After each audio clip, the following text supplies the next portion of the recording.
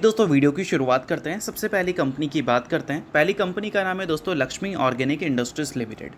But इसको discuss करने से पहले अगर आपने अभी तक चैनल को सब्सक्राइब नहीं किया है तो चैनल को सब्सक्राइब करके बेल आइकन को प्रेस कर लो ताकि आने वाली जितने भी वीडियोज़ हैं उसका नोटिफिकेशन आपको सबसे पहले मिल सके। और एक डिस्क्लेमर भी है, जो भी न्यूज़ एंड अपडेट्स हम लोग कवर करेंगे वो सारी एजुकेशन पर्पज़ के लिए है, सीखने के लिए है। तो इसको किसी भी तरह का इन्वेस्टमेंट एडवाइस मत समझना, आप खुद से भी रिसर्च और एनालिसिस कर सकते हैं। तो चलिए दोस्तों वीडियो की शुरुआत करते हैं। सबसे पहले बात करते हैं लक्ष्मी ऑर्गेनिक से रिलेटेड कुछ इंपॉर्टेंट न्यूज़ एंड अपडेट्स के बारे में। तो दोस्तों आज के दिन लक्ष्मी ऑर्गेनिक की परफॉर्मेंस हमें काफ़ी ज़्यादा कमाल की देखने को मिल रही थी। एक टाइम पे कंपनी में 15% से ज़्यादा की तेज़ी हमें देखने को मिली, फिर कुछ प्रॉफिट बुकिंग के बाद 10 से 11% के आसपास की तेज़ी कंपनी हमें दिखाती हुई दिख रही थी। अब सबसे बड़ा सवाल यह है कि अचानक से कंपनी में 15% की तेज़ी दिख जाए या 10 से 11% की तेज़ी दिख जाए, तो इसके पीछे के रीज़न्स क्या हैं। तो देखो दोस्तों, कंपनी से रिलेटेड कोई भी ऐसी न्यूज़ हमें सुनने को नहीं मिल रही है कि हम बोल दें कि इस न्यूज़ के बेसिस पे कंपनी में तेज़ी है। बट हाँ, हम ये बोल सकते हैं कि अगर कंपनी के पिछले 2 महीने का रिकॉर्ड देखोगे, बॉटम से करंट लेवल तक कंपेयर करोगे, तो ये कंपनी में 50% तक की तेज़ी हमें देखने को मिली है। तो उसी मोमेंटम को एज इट इज़ ये कंपनी आज भी कंटिन्यू करती हुई दिख रही है विद गुड वॉल्यूम। आज के दिन जो तेज़ी दिखा है उसमें वॉल्यूम्स पे काफ़ी ज़्यादा अच्छे हैं। तो तेज़ी के कोई रीजंस नहीं है, बट जो मोमेंटम कंपनी लगातार दिखा रही थी उसी को कंपनी ने कैरी फॉरवर्ड किया है आज के दिन भी। और कैरी फॉरवर्ड करने के बावजूद भी कंपनी पिछले 1 साल या 1.5 साल या 2 साल का डेटा देखोगे तो वहाँ पर ख़राब ही परफॉर्म करती हुई दिख रही है। ऑल टाइम हाई से देखोगे तो ये कंपनी में स्टिल 60% से ज़्यादा की गिरावट दिखेगी। और ये जो 50% की तेज़ी देखने को मिली है, ये तेज़ी अगर देखने को नहीं मिलता तो ये कंपनी ऑल टाइम हाई से 80% तक हमें नीचे देखने को मिलती। तो बहुत ही बड़ा गिरावट कंपनी में पिछले कुछ सालों में हमें देखने को मिला है। और जब भी कोई कंपनी में बहुत बड़ा गिरावट देखने को मिलता है तो सिर्फ एक पॉइंट हमें ध्यान में रखना चाहिए, क्या कंपनी रिकवर करने के लिए कुछ कर रही है या नहीं, और कर रही है तो क्या कर रही है। और लक्ष्मी ऑर्गेनिक के केस में अगर देखोगे तो रिकवर करने के लिए कंपनी कैपेक्स कर रही है, जो कि एक तरह से कंपनी के लिए सबसे बड़ा प्लस पॉइंट है। इस वजह से कंपनी में पिछले कुछ टाइम में एक अच्छी शार्प मूवमेंट्स हमें देखने को मिला है। सो दोस्तों, फिलहाल रिजल्ट का पीरियड चल रहा है और रिजल्ट के पीरियड में हर कोई को अपनी कंपनी के रिजल्ट जानने हैं। तो इसके लिए क्या कर सकते हैं, आप सेबी रजिस्टर्ड रिसर्च एनालिस्ट के टेलीग्राम चैनल को ज्वाइन कर सकते हैं, जहां पर सबसे पहले आपको रिजल्ट की अपडेट मिलेंगी। साथ में उस कंपनी के टेक्निकल्स को प्रॉपर एनालिसिस कर यहाँ पर अपडेट किया जाएगा। इसको भी चाहो तो आप चेकआउट कर सकते हो। ये आपके लिए बहुत ज़्यादा यूज़फुल रहेगा, क्योंकि इससे आपको क्लैरिटी मिलेगी कि आपकी कंपनी की परफॉर्मेंस अभी के टाइम पे कैसी है और आगे कैसी हो सकती है। और ये सारी चीज़ें कौन देगा, सेबी रजिस्टर्ड रिसर्च एनालिस्ट। तो इसके लिए आप टेलीग्राम चैनल को ज्वाइन कर सकते हैं। ज्वाइन बिल्कुल फ्री में कर सकते हो। मल्टीपल कंपनी के चार्ट्स आपको दिख जाएंगे जिसको आप चेकआउट भी कर सकते हो। तो लिंक डिस्क्रिप्शन में है, लिंक के थ्रू जाकर चैनल को ज्वाइन कर लो। बाकी लक्ष्मी ऑर्गेनिक से रिलेटेड कुछ और अपडेट्स की भी बात कर लेते हैं। अभी कंपनी 52 वीक हाई से लगभग 30.5% हमें नीचे दिख रही है। पेग रेशो के हिसाब से कंपनी क्वाइट अंडर वैल्यूड है। पेग रेशो जब किसी कंपनी का 1 से ज़्यादा होता है तो कंपनी को ओवर वैल्यूड बोला जाता है, बट 1 से अगर नीचे हो तो अंडर वैल्यूड बोला जाता है। अब इसका 1 से नीचे नहीं, नेगेटिव में है, यानी कि 0 से भी नीचे। तो इस वजह से कंपनी काफ़ी ज़्यादा अंडर वैल्यूड है अपने फ्यूचर के ग्रोथ पोटेंशियल्स को देखते हुए। बाकी अगर हम इस कंपनी से रिलेटेड कुछ और भी पॉइंट्स की बात करें जिसको लेकर लगातार लोगों के बीच में थोड़े से क्वेश्चंस रहते हैं कि क्रूड ऑयल के प्राइसेस में पिछले कुछ टाइम में तेज़ी देखने को मिली है, तो तेज़ी लक्ष्मी ऑर्गेनिक क्यों दिखा रही है। तो देखो दोस्तों, क्रूड ऑयल के प्राइसेस में जब गिरावट हो रहा था तब भी लक्ष्मी ऑर्गेनिक में गिरावट चल रहा था, और जब तेज़ी आ रहा था तब भी गिरावट चल रहा था। 2021-22 में भी क्रूड ऑयल ने $100 के मार्क को क्रॉस किया था, और उस टाइम भी लक्ष्मी ऑर्गेनिक काफ़ी बुरा पीटी थी, और बाकी केमिकल कंपनीज भी उसी टाइम से गिरावट की शुरुआत की थी। और वो सारी चीज़ें एक लिमिटेड टाइम के लिए होता है, वो सारी चीज़ें शेयर में प्राइस्ड इन हो जाता है। उसके बाद वो सारी चीज़ों का जो इफ़ेक्ट है वो अर्निंग्स में दिखने लगता है, और अर्निंग्स अगर आप देखोगे तो उसका असर आपको देखने को मिलेगा भी। 21 में कंपनी के जो ऑपरेटिंग प्रॉफिट मार्जिन थे वो 12% के आसपास थे, और उससे पहले का रिकॉर्ड देखोगे तो कितना था, 11, 10, 8। अब 21 के बाद से जो कंपनी ने गिरावट दिखाया, वहाँ पर देखो कंपनी के ऑपरेटिंग प्रॉफिट मार्जिन 9% था, 9% था, 10% था, और लास्ट फाइनेंशियल ईयर तो 6% था। तो चीज़ों को प्राइस इन शेयर प्राइस तो कर लेता है, बट जो बिज़नेस में इम्पैक्ट आना है वो हमें थोड़े लंबे टाइम बाद देखने को मिलती है। तो जब कोई भी चीज़ें प्राइस्ड इन हो चुकी हैं तो उसके बाद अगर वो सारी चीज़ों में अप्स एंड डाउन देखने को मिले तो मार्केट उसके बेसिस पर बहुत ज़्यादा रिएक्ट नहीं करती, ये आपको पता होना चाहिए। और साथ में अगर कंपनी के गाइडेंस की बात करें अपने बिजनेस से रिलेटेड, तो 2028 के विज़न को लेकर कंपनी ने कुछ क्लैरिटी हमें दी है कि 1100 करोड़ रुपए की कंपनी स्ट्रैटेजिक इन्वेस्टमेंट करने वाली है अगले 3 सालों में, यानी कि 26, 27, 28 के फाइनेंशियल ईयर में। और इससे कंपनी क्या है कि अपने फुटप्रिंट्स को एक्सपैंड करने वाली है दोनों जगह, एसेंशियल और हाई मार्जिन स्पेशलिटी सेगमेंट्स में। अभी कंपनी के मार्जिन इश्यूज़ ही तो हैं जो कंपनी को बहुत ज़्यादा प्रॉब्लम दे रहे हैं।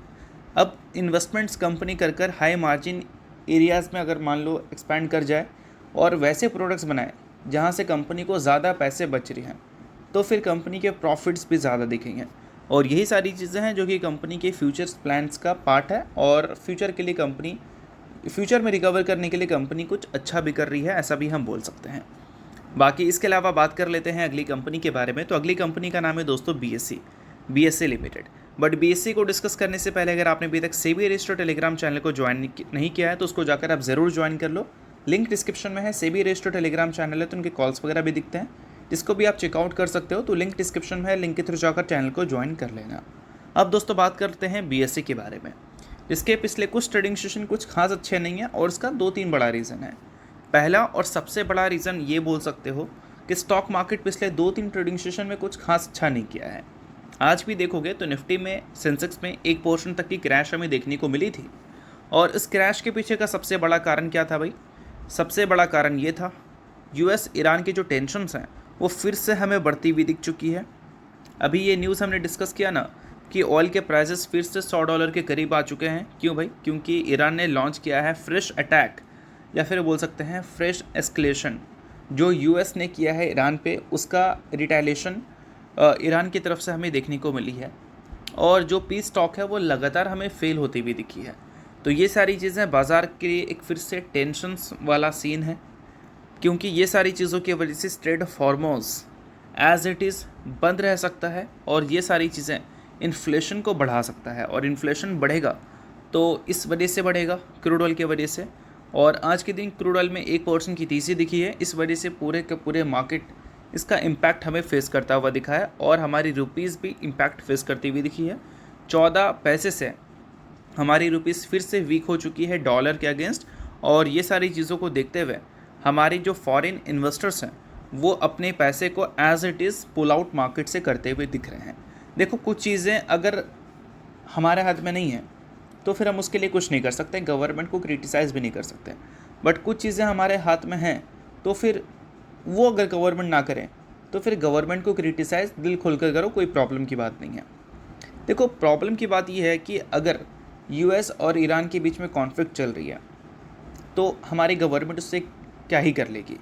बट अगर हमारे फॉरेन इन्वेस्टर्स लगातार इंडियन मार्केट से पैसा निकाल रहे हैं, ये रीज़न देकर कि इंडियन मार्केट से पैसा बनता है लेकिन उनके पास उतना पैसा पहुंचता नहीं है टैक्सेस की वजह से, फिर भी हमारी गवर्नमेंट टैक्स नहीं कम कर रही है, तो कहीं ना कहीं ये सारी चीज़ें बहुत ही ज़्यादा डिस्टर्बिंग है इन्वेस्टर्स के लिए। क्योंकि हम ही ने उनको वोट दिया है ना भाई, हम ही ने तो सरकार बनाया है, और वो हमारे लिए इतना भी नहीं कर रही हैं, देश के लिए इतना भी नहीं कर रही हैं। तो ऑब्वियस सी बात है कि गवर्नमेंट से सवाल पूछना बनता है कि भाई अब देश में फॉरेन इन्वेस्टर्स का पैसा लगातार बाहर जाते हुए देख रहे हो, तो फिर उसके बिहाफ पे वो डिसीजन क्यों नहीं ले रहे हो।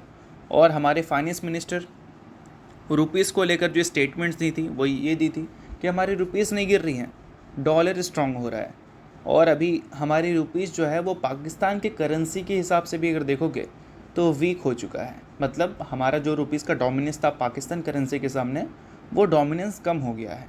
तो अब हम ये तो नहीं बोल सकते कि हम स्ट्रांग हैं, पाकिस्तान ज़्यादा स्ट्रांग हो चुका है। क्या लॉजिक है इसका? कोई लॉजिक नहीं है। मतलब कुछ चीज़ें अगर हमारे साइड से ख़राब हो रही है भाई, तो उसको ठीक करने का सोचो ना, या फिर उसका ब्लेम किसी दूसरे गवर्नमेंट पे डाल दोगे या फिर किसी दूसरे इंसान पे डाल दोगे।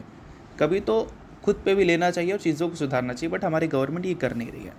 और इस वजह से बाज़ार बहुत ही गंदा रिएक्ट कर रहा है, और गंदा जब रिएक्ट करता है तो जो भी कैपिटल मार्केट से जुड़ी कंपनीज़ हैं उनके बिज़नेस में असर आते हैं, और BSE के बिज़नेस में असर हमें देखने को मिले भी हैं। इस वजह से BSE 52 वीक हाई से 11% नीचे है।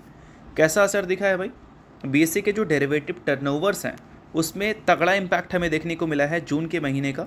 क्योंकि एवरेज डेली प्रीमियम टर्नओवर अगर आप देखोगे तो 12,934 करोड़ का दिखेगा, जो कि पिछले एक साल में कभी भी हमें देखने को नहीं मिला था। लास्ट ईयर जब जून का था तब ये टर्नओवर हमें सेम देखने को मिली थी 12-13 हज़ार करोड़ का। और average daily option notional turnover अगर आप देखोगे 4,25,000 करोड़ का, ये तो पिछले 2-3 सालों में कभी भी हमें देखने को नहीं मिला है। तो ये सारी चीज़ें जो बीएससी का डेटा हमें दिख रहा है जून का, ये सारी चीज़ें बीएससी को थोड़ा सा प्रॉफिट बुकिंग करने पे मजबूर कर रहा है। क्योंकि अब देखो कोई कंपनी के डेटा ख़राब आएंगे तो ऑब्वियस सी बात है कि अर्निंग्स कंपनी के आगे चलकर थोड़े बिगड़ सकते हैं। इसी वजह से थोड़ी प्रॉफिट बुकिंग बीएससी में पिछले कुछ ट्रेडिंग सेशन में चल रही है। और ये डेटा बार बार अगर रिपीट होता है तो हो सकता है कि एफआईएस भी इस कंपनी से अगले क्वार्टर में एग्जिट लेती हुई नजर आए। पूरा नहीं, बट अपनी स्टेक्स को ट्रिम करती हुई नजर आए। क्योंकि बीच में एफआईएस ने एग्जिट लिया था इस कंपनी से, लगभग 2% स्टेक बेचा था। रीज़न यही था कि बीएससी का मार्केट शेयर गिर सकता है तो बीएससी के टर्नओवर्स गिर जाएंगे, बट ऐसा कुछ हुआ नहीं। इस वजह से एफआईएस की वापसी हमें फिर से देखने को मिल गई थी।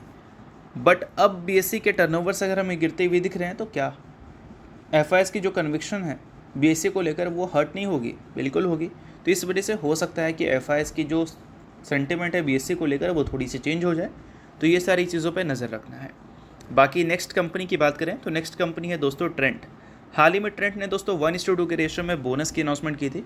इसमें 2 शेयर के बदले कंपनी ने 1 शेयर देने का फैसला किया था। इसका रिकॉर्ड डेट वगैरह कंपनी ने सेट कर दिया है, जो कि कल का है। कल के दिन कंपनी टेक्निकली एडजस्ट होती हुई दिखेगी। सो अगर आप ट्रेंड के इन्वेस्टर हो तो ये सारी चीज़ों को नोट कर लो। बाकी अगर आप इन्वेस्टर नहीं हो अब तो आप इग्नोर भी कर सकते हो। न्यूज़ थी इस वजह से मैंने बता दिया, बाकी ये किसी भी तरह का रिकमेंडेशन नहीं है। तो होप करता हूँ ये वीडियो आपको अच्छा लगा होगा। लाइक कीजिए, सब्सक्राइब कीजिए। बहुत